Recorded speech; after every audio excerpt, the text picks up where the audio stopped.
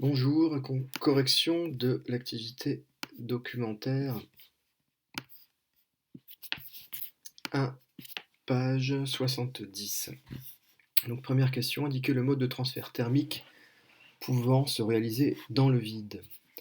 Donc dans le vide, la seule chose qui peut vous chauffer, ce sont les rayonnements. C'est le rayonnement ici qui peut se propager dans le vide.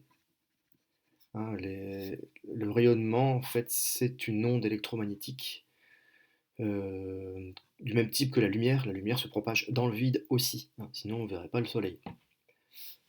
Deuxièmement, indiquer le mode de transfert thermique pouvant être naturel ou forcé.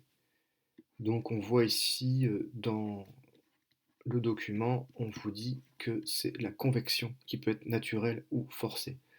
Elle sera naturelle, par exemple dans l'atmosphère, quand à l'équateur, par exemple, il fait beaucoup plus chaud qu'au pôle Nord, et bien, il y a de la convection qui est naturelle. Elle peut être forcée dans votre salle de bain, le radiateur qui est soufflant, c'est une convection qui est forcée.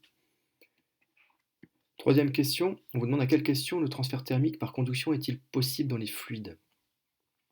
Donc il faut que le fluide soit immobile. Le fluide doit être immobile. La conduction a lieu seulement s'il n'y a pas de transport de matière. Sinon, il se passe une convection. Alors, j'ai pas trouvé d'exemple de fluide immobile alors qu'on chauffe un endroit du fluide et pas l'autre. Un fluide, en fait, globalement, dans un fluide, le transfert de chaleur se fera surtout par convection. La conduction, ça aura lieu surtout dans les choses solides, par exemple dans les murs. On verra ça en dessous. Donc recopier le tableau ci-dessous.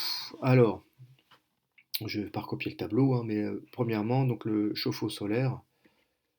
Donc pour le chauffe-eau solaire, c'est du rayonnement.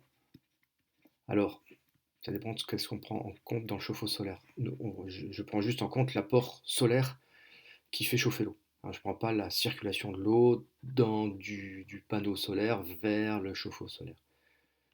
Donc j'imagine qu'ici, la réponse attendue, c'est rayonnement. Un sèche-cheveux, ça sera de la convection. Convection forcée ici.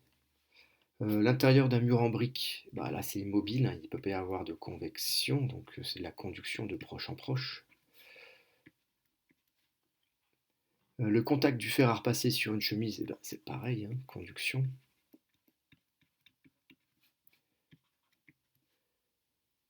Le four à chaleur tournante. Alors, si c'est de la chaleur tournante, il y a un petit ventilateur dans le four qui fait que ça répartit bien la chaleur de façon homogène, donc on a de la convection.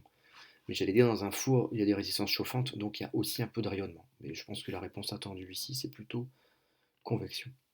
Et enfin, le radiateur à infrarouge. Donc l'infrarouge, c'est une onde électromagnétique qui vous chauffe. C'est ça qui vous fait chauffer sur la plage l'été, et c'est ça qui fait chauffer sous un radiateur infrarouge. Donc c'est du rayonnement.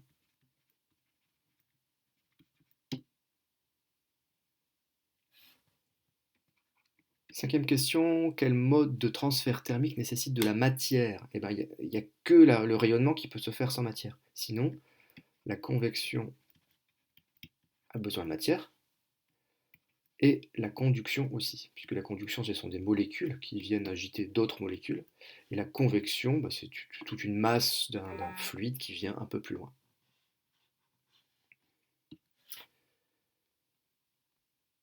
Sixième question, quel mode de transfert thermique s'effectue à l'intérieur des solides? À l'intérieur des solides, comme il n'y a pas de transport de matière, il n'y a que la conduction qui peut avoir lieu à l'intérieur des solides.